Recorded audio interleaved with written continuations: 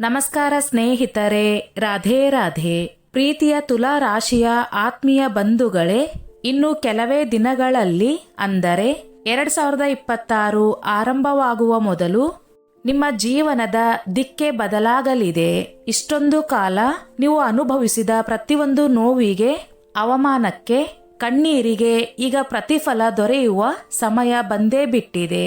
ಇಷ್ಟೇನ ನನ್ನ ಜೀವನ, ಒಳ್ಳೆಯ ದಿನಗಳು ಬರುವುದೇ ಇಲ್ಲವೇ ಎಂದು ಕೊರಗಿದ್ದು ಸಾಕು. ಬ್ರಹ್ಮಾಂಡದ ಶಕ್ತಿ ಈಗ ನಿಮ್ಮ ಪರವಾಗಿ ನಿಂತಿದೆ. ಆದರೆ ಈ ಯಶಸ್ಸಿನ ಹಾದಿಯಲ್ಲಿ ಒಂದು ದೊಡ್ಡ ಕಠಿಣ ಸವಾಲು ಕಾದಿದೆ. ಈ ಒಳ್ಳೆಯ ಕಾಲದಲ್ಲಿ ನಿಮಗೆ ಯಾವ ಯಾವ ಶುಭ ಫಲಗಳು ದೊರೆಯಲಿವೆ? ಆ ಕಠಿಣವಾದ ಸವಾಲು ಏನು? ಅದರಿಂದ ಹೇಗೆ ಪಾರಾಗಬೇಕು ಮತ್ತು ನಿಮ್ಮ ಜೀವನ ಯಶಸ್ಸಿನ ಉತ್ತುಂಗಕ್ಕೆ ಹೇಗೆ ಏರುತ್ತದೆ ಎಂಬುದನ್ನು ಸಂಪೂರ್ಣವಾಗಿ ತಿಳಿದುಕೊಳ್ಳೋಣ.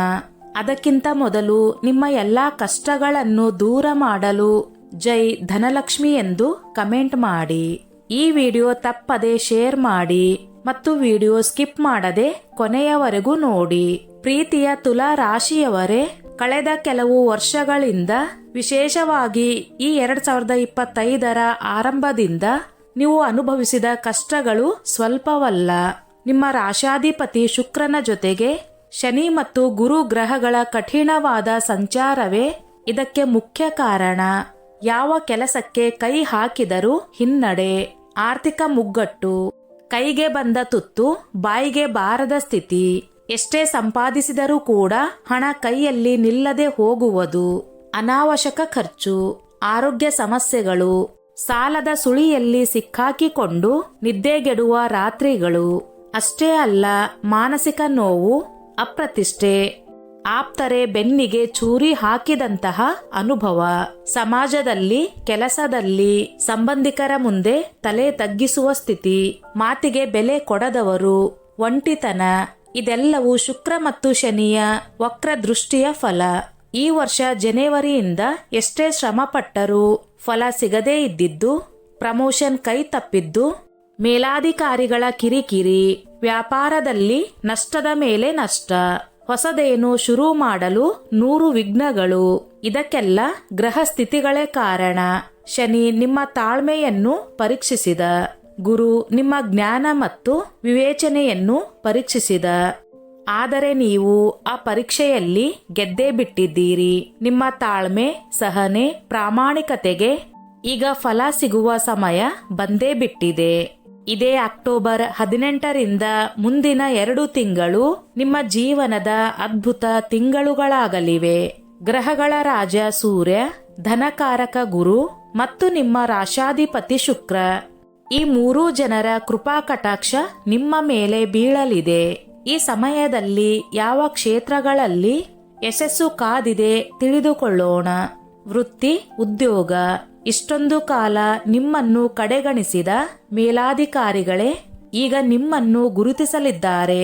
ನಿಮ್ಮ ಪ್ರಾಮಾಣಿಕತೆಗೆ ದೊಡ್ಡ ಮಟ್ಟದ ಪ್ರಶಂಸೆ, ಅನಿರೀಕ್ಷಿತ ಸಂಬಳ ಹೆಚ್ಚಳ ಅಥವಾ ಬೋನಸ್, ನಿರುದ್ಯೋಗಿಗಳಿಗೆ ಬಹುಕಾಲದಿಂದ ಕಾಯುತ್ತಿದ್ದ ಉತ್ತಮ ಉದ್ಯೋಗ, ಸರ್ಕಾರಿ ಕೆಲಸಕ್ಕಾಗಿ ಪ್ರಯತ್ನ ಪಡುತ್ತಿರುವವರಿಗೆ ಸಿಹಿ ಸುದ್ದಿ, ಆರ್ಥಿಕ ಸ್ಥಿತಿ, ಮಹತ್ತರ ಚೇತರಿಕೆ, ಅನಿರೀಕ್ಷಿತ ಧನಾಗಮನ, ಬೇರೆಯವರ ಬಳಿ ನಿಂತಿದ್ದ ಸಾಲ ವಾಪಸ್, ಚಿಟ್ಟಿ ಅಥವಾ ಷೇರುಗಳಿಂದ ಲಾಭ, ಪಿತ್ರಾರ್ಜಿತ ಆಸ್ತಿಯಿಂದ ಒಳ್ಳೆಯ ಆದಾಯ, ಸಾಲದ ಸುಳಿಯಿಂದ ಸಂಪೂರ್ಣ ಮುಕ್ತಿ.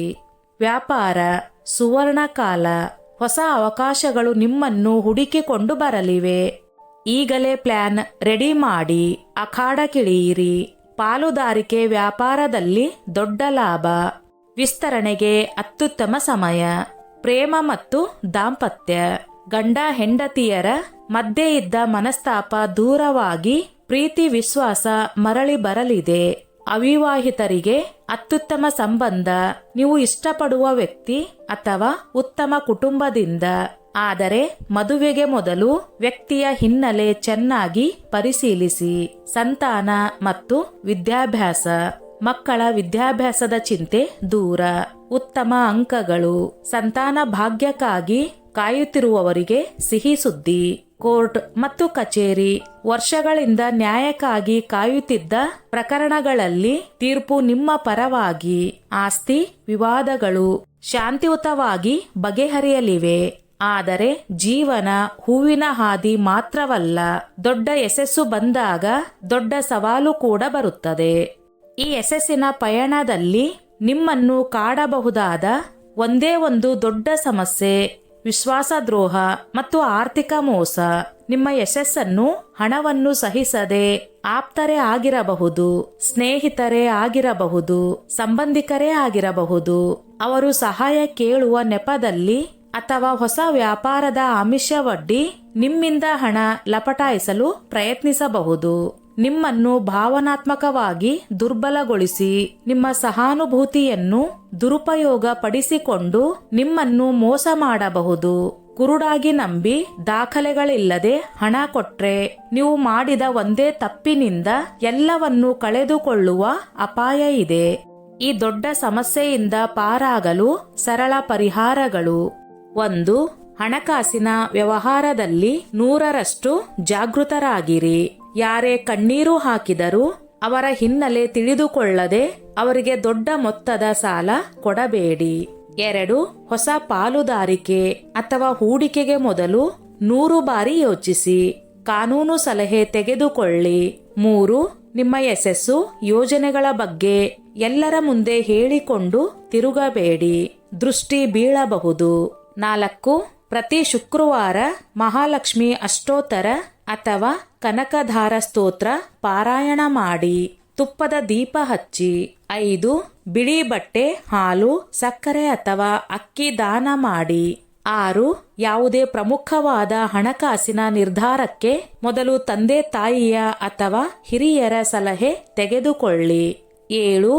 ಎಲ್ಲ ವ್ಯವಹಾರಗಳನ್ನು ದಾಖಲೆ ರೂಪದಲ್ಲಿ ಇಟ್ಟುಕೊಳ್ಳಿ. ತುಲಾ ರಾಶಿಯವರೇ, 2026 ನಿಮ್ಮ ಜೀವನದ ಹೊಸ ಅಧ್ಯಾಯಕ್ಕೆ ಆರಂಭವಾಗುತ್ತಿದೆ. ಈ 2 ತಿಂಗಳು ಆ ಅಧ್ಯಾಯದ ಮುನ್ನುಡಿ. ನೀವು ಅನುಭವಿಸಿದ ಕಷ್ಟಗಳು ನಿಮ್ಮನ್ನು ಗಟ್ಟಿಗೊಳಿಸಿವೆ. ಈಗ ನಿಮ್ಮ ಸಮಯ ಬಂದಿದೆ. ಆ ಬ್ರಹ್ಮಾಂಡದ ಶಕ್ತಿ ನಿಮ್ಮೊಂದಿಗಿದೆ.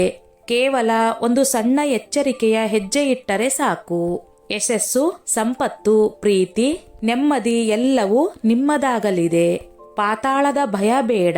ಇನ್ನು ನಿಮ್ಮ ಪಯಣ ಯಶಸ್ಸಿನ ಉತ್ತುಂಗದ ಕಡೆಗೆ ಮಾತ್ರ. ತುಲಾ ರಾಶಿಯವರೇ, ಶುಕ್ರಾದಿತ್ಯ ಯೋಗ ದುಪ್ಪಟ್ಟು ಲಾಭವನ್ನು ತಂದುಕೊಡುವುದು. ರಾಜಕೀಯದಲ್ಲಿದ್ದವರಿಗೆ ಬಡ್ತಿ ಸಿಗುತ್ತದೆ. ಕೆಲವರು ಹೊಸ ವಾಹನ ಮತ್ತು ಆಸ್ತಿಯನ್ನು ಖರೀದಿಸಬಹುದು.